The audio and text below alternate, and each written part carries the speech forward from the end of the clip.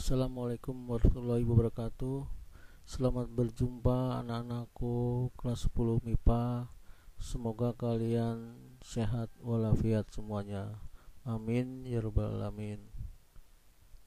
Sebelum kita mulai pembelajaran, marilah kita awali dengan berdoa. Semoga dengan berdoa kita diberikan pemahaman, diberikan kemudahan, diberikan kelancaran dalam mengikuti pembelajaran fisika kali ini. Berdoa menurut agama masing-masing dimulai.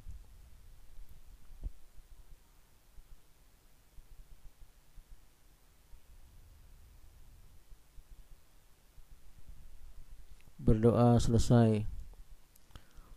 Materi fisika kali ini adalah tentang hakikat fisika dan prosedur ilmiah.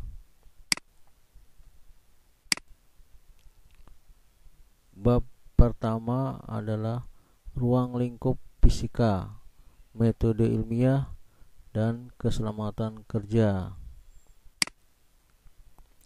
Kompetensi dasarnya yaitu menjelaskan hakikat ilmu fisika dan perannya dalam kehidupan, metode ilmiah, dan keselamatan kerja di laboratorium. A. Fisika dan perannya bagi kehidupan. Apa itu fisika? Fisika merupakan cabang pengetahuan tentang gejala alam yang dituangkan berupa fakta, konsep, prinsip, dan hukum yang teruji kebenarannya melalui suatu rangkaian kegiatan metode ilmiah. Apa saja ciri fisika sebagai ilmu? Yang pertama adalah mempunyai objek benda konkret atau nyata. Kedua, berdasarkan pengalaman atau percobaan yang disengaja. 3. Sistematis. 4. Logis. 5. Objektif. Dan yang keenam, berlaku umum. Cabang-cabang ilmu yang merupakan perluasan dari ilmu fisika antara lain: 1. Mekanika tentang gerak. 2. Mekanika fluida tentang fluida. 3. Elektrodinamika tentang muatan listrik yang bergerak. 4. Bioelektromagnetik tentang fenomena listrik dan magnet. 5. Termodinamika tentang energi atau panas yang berpindah. 6. Geofisika, perpaduan fisika, geografi, kimia, dan matematika. 7. Fisika medis tentang ilmu fisika bidang kedokteran. 8. Astronomi tentang perbintangan dan benda-benda angkasa. Peranan fisika bagi kehidupan manusia. A. Bidang kedokteran, yaitu mendeteksi patah tulang menggunakan sinar X. 2. Memecah batu ginjal, yaitu menggunakan sinar laser. 3.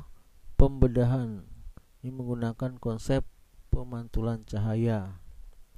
B. Bidang pertanian, yaitu rekayasa genetika untuk bibit unggul. C. Bidang transportasi, yaitu kereta maglev menggunakan superkonduktor. D. Bidang industri, penggunaan sonar, scanning ultrasonik, dan mesin untuk kinerja di dunia industri. Dan yang E. Bidang komunikasi, yaitu fiber optik untuk internet dan telepon genggam atau HP. B. Metode ilmiah dan keselamatan kerja. Metode ilmiah adalah langkah atau tahap yang teratur dan sistematis yang digunakan dalam memecahkan suatu masalah ilmiah. Sedangkan keselamatan kerja adalah agar terhindar dari resiko atau kecelakaan saat melakukan kegiatan eksperimen. Diperlukan prosedur keselamatan kerja.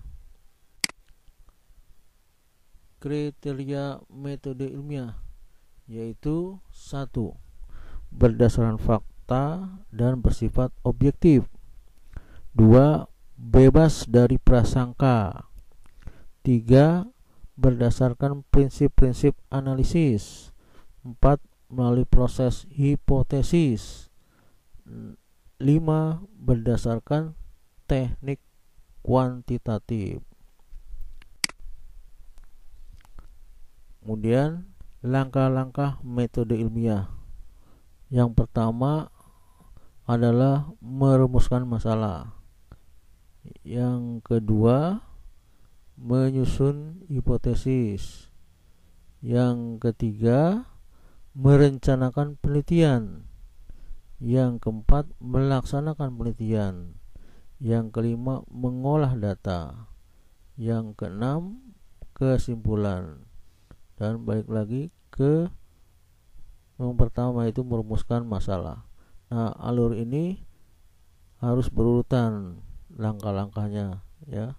Tidak bisa ngacak, dia harus berurut sesuai aturannya. Kita lanjutkan.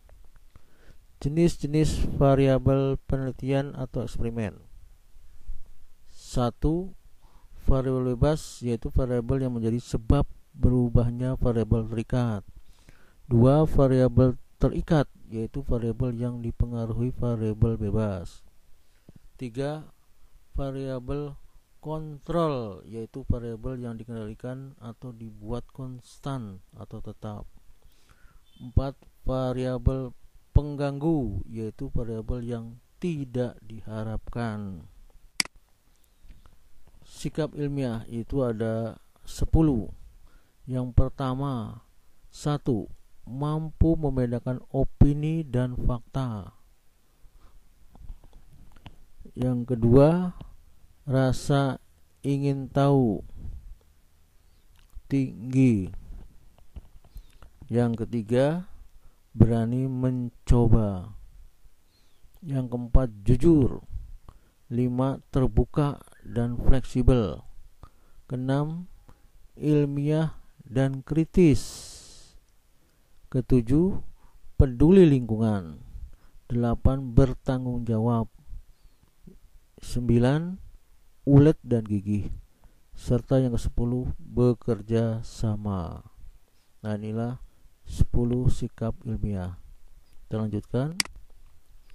Keselamatan kerja. Tujuan penerapan keselamatan kerja sebagai berikut. Yang pertama adalah melindungi praktikan. Kedua, menjamin keselamatan setiap orang. 3. Menjamin sumber-sumber produksi dan peralatan awet. 4. Mencegah atau mengurangi kecelakaan laboratorium. Dan yang kelima adalah memberikan pertolongan pertama. Sikap atau tindakan penerapan keselamatan kerja. Yang pertama adalah bersikap hati-hati di setiap percobaan. Kedua, perlakuan khusus benda-benda yang mudah pecah dan sensitif. Ketiga, berhati-hati saat menggunakan bahan kimia.